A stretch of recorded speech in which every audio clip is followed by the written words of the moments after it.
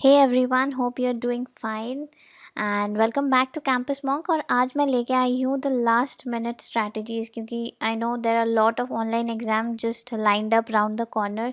And अगर अभी हम लोग पढ़ना शुरू किए तो will take a little more time, but let's at least focus on the important topic from the online placement point of view कि टेस्ट में क्या क्या आ सकता है. So I'll be giving you certain last minute strategies for all the upcoming placement exam related to technical. So generally technical वाले section में दो चीज़ होती है, एक तो सूडो कोड एंड दूसरा कोडिंग, राइट. तो सूडो कोड के अंदर कुछ कुछ टॉपिक्स हैं which are very very important. आप वहाँ से अगर पढ़ लोगे तो अप्रॉक्सीमेटली 70 to 80% सिर्फ उसी एरिया से आते हैं. You don't have to bother about something else, कुछ और पढ़ना है या नहीं, नो. अगर आप उतना कवर कर लोगे तो काफ़ी है, आपका कट ऑफ क्रॉस हो जाएगा. So what are the topics, let's go one by one starting with pseudo code. Pseudo code के अंदर 3 टॉपिक्स आते हैं. पहला तो प्रेसिडेंस टेबल, दूसरा लूप और तीसरा एस्की. सो एस्की से अगर हम शुरू करें तो इट्स वेरी इंपॉर्टेंट कि आपको कुछ कुछ एस्की वैल्यूज़ पता हो, राइट. जैसे कि मैंने यहाँ पे लिख दिया है कि small A capital A, zero का 48 होता है और स्पेस का 32 होता है. तो इसी तरीके से there are certain important factors in ASCII जिसका वैल्यू आपको आना चाहिए. You don't have to know the entire ASCII table और एवरीथिंग लाइक दैट, क्योंकि वो लोग बीच बीच से नहीं पूछेंगे. They will not ask you कि ASCII वैल्यू ऑफ के क्या है, ASCII वैल्यू ऑफ एल क्या है, नहीं पूछेंगे. अगर ज़रूरत है तो वो कहीं ना कहीं क्वेश्चन में मैंशन होगा कि the value of k in ASCII table is this, value of l in ASCII table is this. पर कुछ कुछ का मेंशन नहीं होता है, जैसे कि small A capital B, small B, zero, space. तो ये सब इम्पॉर्टेंट है. So you need to know these ASCII value at least, ठीक है. Moving ahead, loops. So loop से सिर्फ दो चीज़ें आती है. Majorly it is for loop and minorly it is while loop. While loop का यूज़ इतना ज़्यादा नहीं होता है, बट फॉर लूप बहुत ज़्यादा यूज्ड है. तो अब जब हम for loop kind of questions use कर रहे हैं, we find them in the pseudo code. तो एक एक फॉर लूप जो होता है ना बहुत कॉम्प्लिकेटेड होता है. तो वहाँ पे हमको क्या करना है, वहाँ पे हमको क्लू ढूंढना है. तो क्लू जैसे कि व्हाट, जैसे कि टर्मिनेटर, जैसे कि एक सेमीकोलन. मे बी ऐसा कुछ लिखा हुआ है कि for of i is equal to 0, then i less than equal to 5, then i plus plus, और उसके अंदर एक सेट ऑफ कोड है. There is something, okay, and there is a small terminator over here. इसका मतलब ये कि ये फॉर लूप एग्जीक्यूट ही नहीं होगा. The moment it is implemented, ये यहाँ पे टर्मिनेट हो जा रहा है. तो इसका मतलब जो इस ब्लॉक के अंदर है, whatever is there inside this block, only this will be executed. इसका मतलब ये भी है कि ये जो ब्लॉक है it is not a part of this for loop, ठीक है. तो ये फॉर लूप के ऊपर बहुत स्ट्रैटेजिकली क्वेश्चंस बनाए जाते हैं. तो अगर आपको लगे कि कोई फॉर लूप बहुत ही डिफ़िकल्ट है, नहीं बन रहा है, तो ढूंढो कि कहीं ना कुछ क्लू होगा जिससे मे भी ऐसा हो सके कि that for loop will not be executed. And be very particular about the semicolons in the pseudocode. बहुत जगह पे सेमीकोलन्स यूज़ होते हैं जिस वजह से वो सेंटेंस, वो कमांड completely एग्जीक्यूट नहीं होता है, right. So be very particular, read each line properly, ठीक है. Now coming to the most important part, जहाँ से मैक्सिमम सूडो कोड्स पूछे जाते हैं in different different exams in different different companies, different MNC में, वो है प्रेसिडेंस टेबल, ठीक है. तो प्रेसिडेंस टेबल बहुत बड़ा टेबल है, पर आपको हर चीज़ याद नहीं करनी है. आपको सिर्फ ये 6 पॉइंट्स याद करने हैं. You simply remember the short form that is blades, ठीक है. BLAARS, BLAARS, blades. तो अगर ब्लेड्स इज द वर्ड तो फिर क्या बनता है, bitwise operator, logical operator, assignment, arithmetic, relational and shift. ये 6 चीज़ें क्या काम करती हैं ये जानना आपको बहुत ज़रूरी है. सो बिटवाइज ऑपरेटर क्या होता है, it's and, or and, xor. इन 3 में से ही क्वेश्चंस आते हैं, कहीं और से नहीं आते हैं. तो इसके लिए आपको ट्रुथ टेबल जानना बहुत ही इंपॉर्टेंट है. You need to know the truth table of and, or and, xor. इन तीनों का आपको ट्रुथ टेबल आना चाहिए.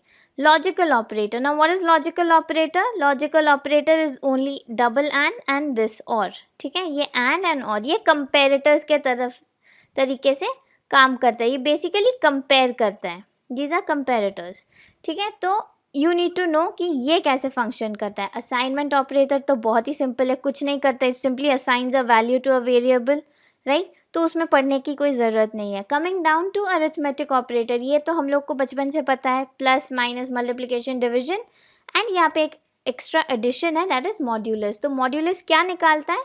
रिमाइंडर निकालता है, right. So very simple to remember arithmetic operators is well. Coming down to relational operator, ये भी हमको बचपन से पढ़ाया गया है, greater than, less than, greater than, equal to, less than, equal to, equal to and not equal to. तो these you know the properties of these कि ये क्या करते हैं ये सारे operators, right. So relational operator is again easy. Now coming down to the last one, that are the shift operator. This is the left shift and this is the right shift. So in left shift and right shift, suppose it says left shift by 1, that means whatever number is here, whatever this n value is, you need to first find the binary. Suppose the n is 3. So what is the binary of 3? You need to find out. So that is, say, suppose 0, 1, 1. I've taken it in this many form. Okay. So now left shift of 1. So it will shift something like this. Sorry. Yeah. Something like this. Okay. It will shift one position to the left. Again, if I do left shift of 1, what will happen? It will become 100. Again, if I do left shift of 1, it will become 0, 0, 0. So once it is shifting to the left, the blank spaces will be filled by 0. So for these detailed course and all, how you actually understand these analogies, you need to practice questions. Okay, so the entire precedence table you don't have to know, you don't have to remember, you just need to remember these 6 things, that is Blair's. If you are well versed with these Blair's, and I've already informed you about the loops, so majorly you get for loop, and yeah, at times you do get switch case, but I believe switch case is an easy one. Okay, and in loops what you need to check, you need to check 2 things. One is, at times there is a command used as continue, that you need to check. And even in if else or in switch case or in for loop, sometimes there's a command used break. So these are the major points where you need to focus when it comes to pseudocode. If you are done with all of this, then out of 10 questions that is asked, at least 7 to 8 questions are based on these factors.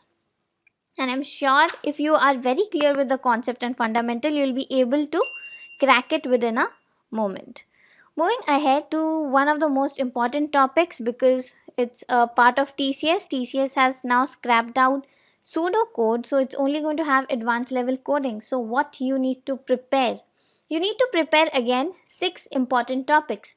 First is the arrays, second is strings, third patterns, then recursion. If it comes to data structure, you just need to know the sorting and searching, and of course a little bit of stacks. So I assume that you people are well comfortable when it comes to string, arrays, pattern, and sorting and searching. So out of these 6, even if you can complete 4 topics, just 4 topics, then you're well good to be eligible to clear the cutoff for the coding round. Right? It's very important that we actually sit and practice these topics. Okay, there are multiple questions across the internet where you can find out the question that have come in previous year and that have come in this year online test, right? One of the TCS exam has already got over on 10th of July, so you can see the kind of question they have asked. There are multiple on-campus exams that are going. You can see the different kind of question that is being asked in different companies, not just restricted to TCS. So majorly they focus on these 6 areas. One is string, array, pattern, recursion, sorting and searching, and stacks. ठीक है. सो ये जब prepare हो जाए, इसके बाद क्या करें? कभी कभार ऐसा होता है कि एग्ज़ाम में हमको आंसर समझ नहीं आता है, क्वेश्चन ही समझ नहीं आएगा तो आंसर क्या ही कोड कर लेंगे. One of the best thing that you can do is pass the test cases. ठीक है. So now how can you pass these test cases? अब टेस्ट केसेस 2 तरीके के होते हैं, एक विजिबल टेस्ट केस, एक हिडन टेस्ट केस. ठीक है. तो विजिबल टेस्ट केस वो टेस्ट केस है जो आपको क्वेश्चन के नीचे दिखता है. इट शोज़ यू, राइट, कि ये क्वेश्चन है, उसके नीचे एक एग्जाम्पल रहता है, उसके नीचे टेस्ट केस होते हैं. Test case 1, test case 2, test case 3, test case 4. तो वहाँ पे आपको इनपुट आउटपुट दोनों चीज़ दिया गया है. और कितना कितनी अच्छी बात है कि आपको क्वेश्चन के साथ आंसर भी पता है.